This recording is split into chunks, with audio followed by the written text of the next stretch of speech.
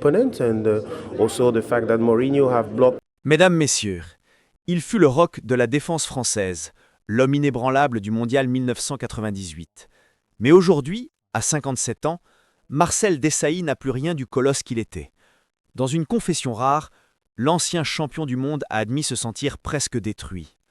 Acculé par les dettes fiscales, privé de son poste de consultant à Bein Sport et convoqué devant la justice pour une affaire de paternité, celui que la France surnommait The Rock affronte la plus rude épreuve de sa vie. Derrière la gloire, les coupes levées et les hymnes chantés, se cache désormais un homme brisé par la solitude et l'angoisse de tout perdre. Le héros de 1998 fait face à la chute que nul n'aurait imaginée. Comment le vainqueur du monde a-t-il pu en arriver là? Ce soir, nous levons le voile sur la descente d'un champion. Né le 7 septembre 1968 à Accra, au Ghana, Marcel Desailly s'appelait à l'origine Odenke Abe. Son destin bascule très tôt lorsqu'il est adopté par une famille française, les Desailly, et grandit à Nantes. Là, dans un pays qu'il fera bientôt rayonner, l'enfant timide découvre le ballon rond et forge une discipline de fer. À 18 ans, il signe son premier contrat professionnel avec le FC Nantes. Très vite, les observateurs remarquent sa lecture du jeu, sa puissance et son autorité naturelle. Au début des années 1990, il rejoint l'Olympique de Marseille. C'est avec ce club qu'il entre dans la légende.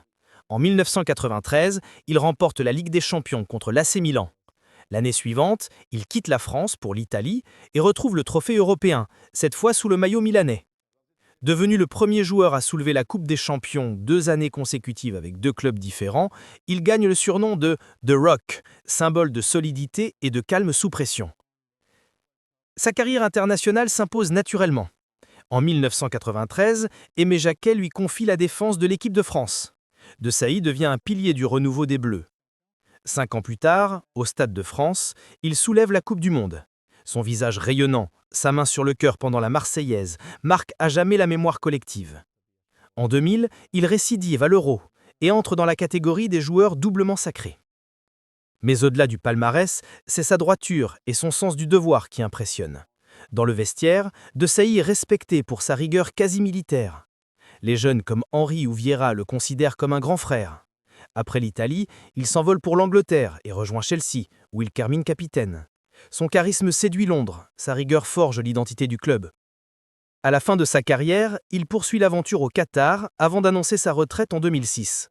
Déjà, les médias lui prédisent une reconversion réussie. Consultant, ambassadeur, modèle pour les jeunes.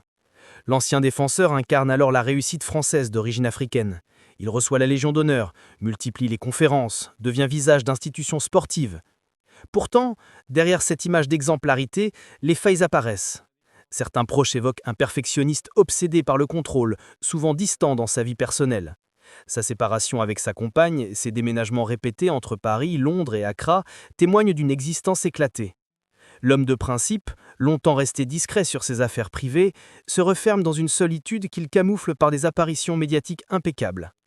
Son engagement caritatif au Ghana, où il finance des écoles, et ses activités d'ambassadeur de la FIFA montrent sa volonté de donner du sens à son héritage. Mais la stabilité qu'il affichait publiquement masquait des tensions financières déjà anciennes. Investissements mal conseillés, fiscalité mal gérée, confiance excessive envers certains intermédiaires. Au fil des années, le rock s'effrite sans qu'on le voie venir. Lorsqu'il confie en 2024 qu'il se sent épuisé, beaucoup découvrent pour la première fois l'envers du décor. Sa confession ne vient pas d'un coup de tête. C'est l'aveu d'un homme qui, après avoir tout maîtrisé sur le terrain, se retrouve impuissant face aux réalités de la vie ordinaire. Un champion confronté à la fragilité que le monde moderne impose même aux héros. En décembre 2024, l'image du héros s'effondre lorsque Marcel Desailly apparaît au tribunal judiciaire de Paris.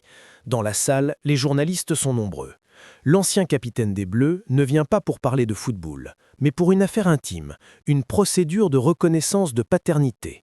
Une femme brésilienne, Cosma Baptista de Alcantara, affirme qu'il est la père d'une fillette de 10 ans nommée Victoria.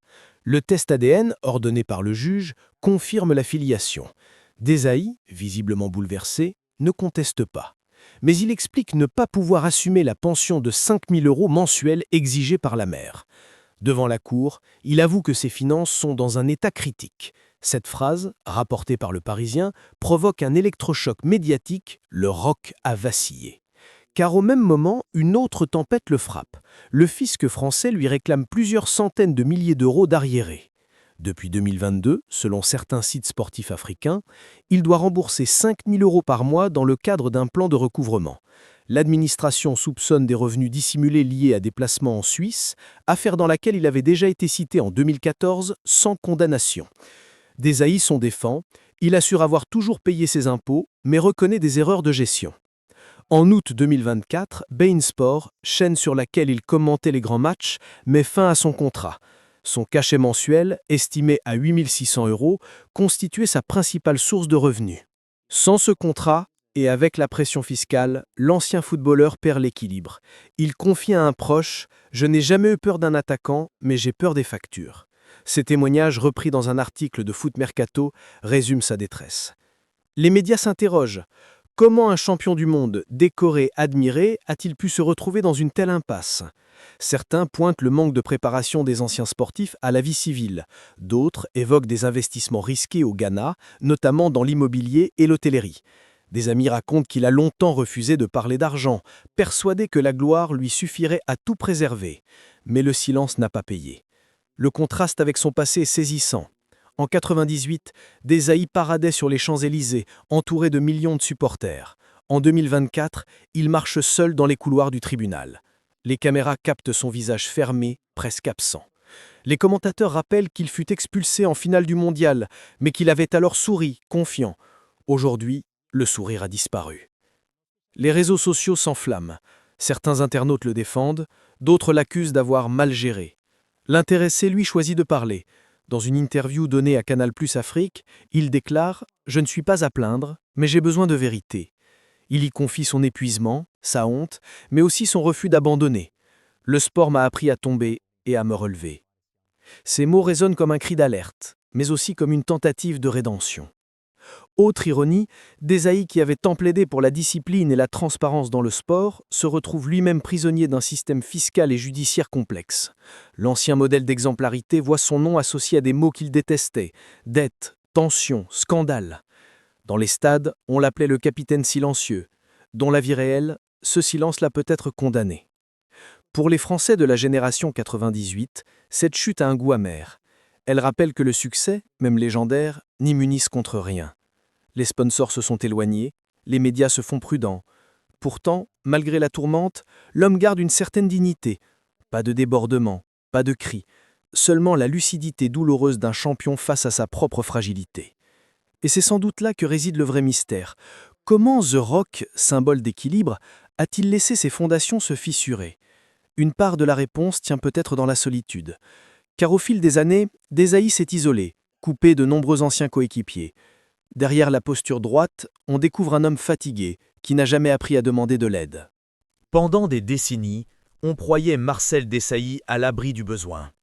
Entre ses contrats prestigieux, ses partenariats publicitaires et ses activités de consultant, son patrimoine semblait solide. Pourtant, derrière cette façade, la réalité s'avère plus fragile qu'imaginée.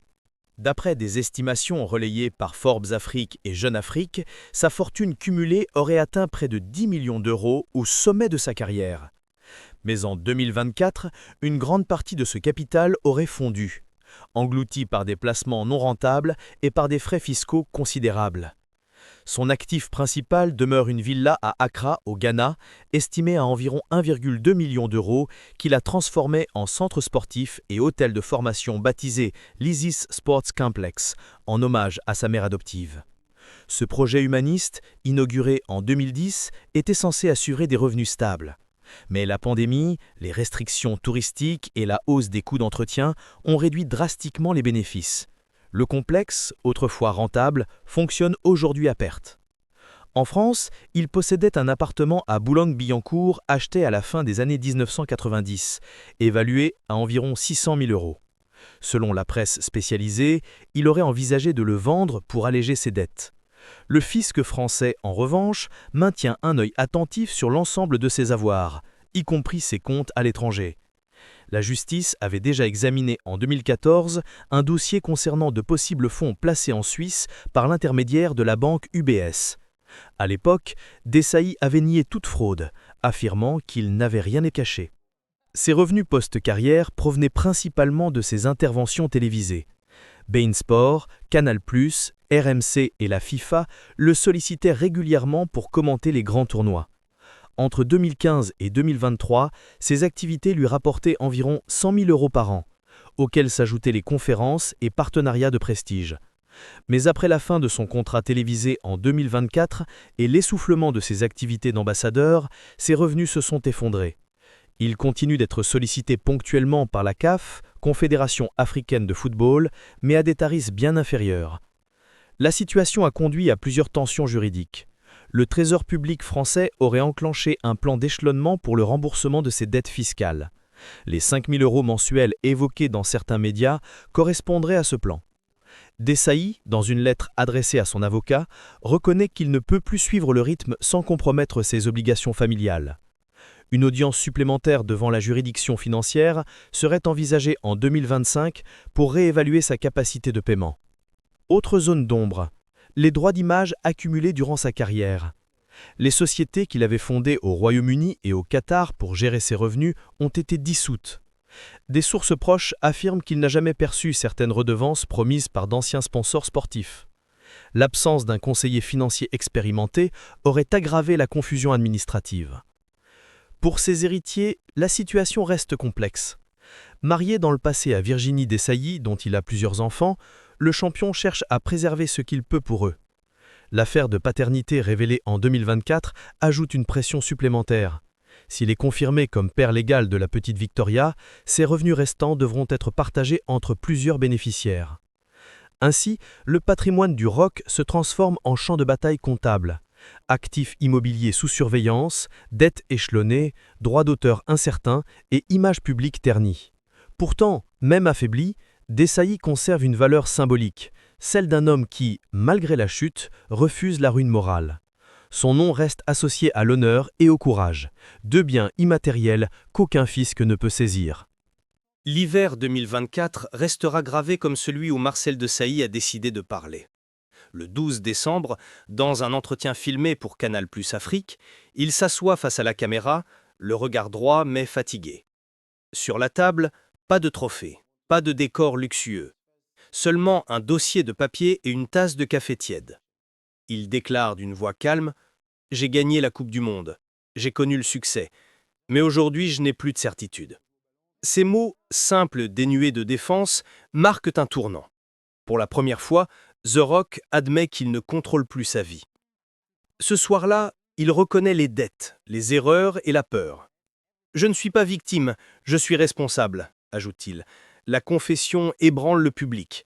Sur les réseaux, anciens coéquipiers et supporters réagissent. Didier Deschamps lui envoie un message de soutien. « On tombe tous un jour, l'important c'est de se relever ». D'autres rappellent qu'il fut un exemple de rigueur et qu'il mérite respect, pas jugement.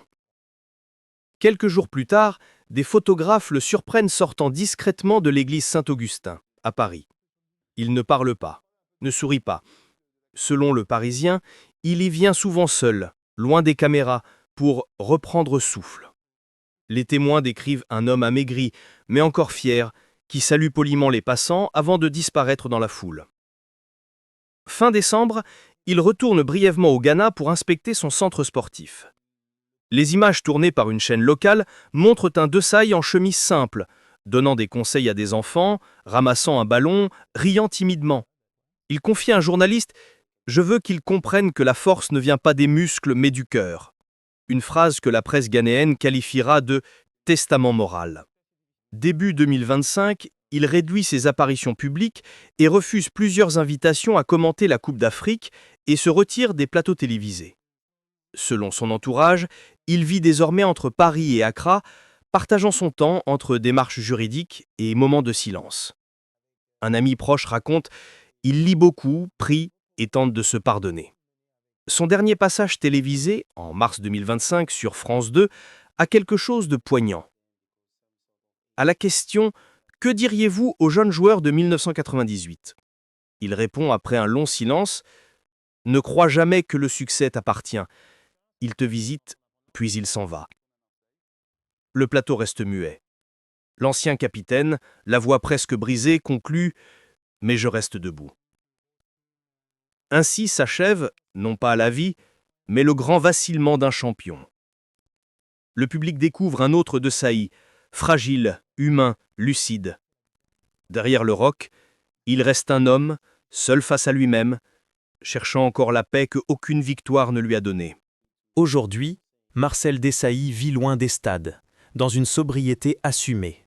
Ses comptes ne sont plus ceux d'un millionnaire, mais son regard s'est apaisé. L'ancien capitaine des Bleus ne parle plus de dette ni de gloire, mais de transmission.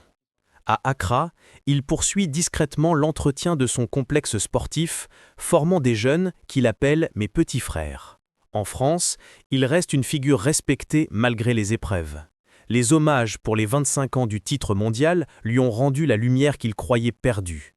Son histoire dépasse désormais le football. Elle raconte le prix du succès, la fragilité des héros et la rédemption possible dans la vérité. Les fans voient en lui un miroir de leur propre lutte. Tomber, se relever, recommencer. Marcel Desailly n'est plus The Rock invincible, mais un homme debout, enfin sincère. Peut-être est-ce là sa plus belle victoire.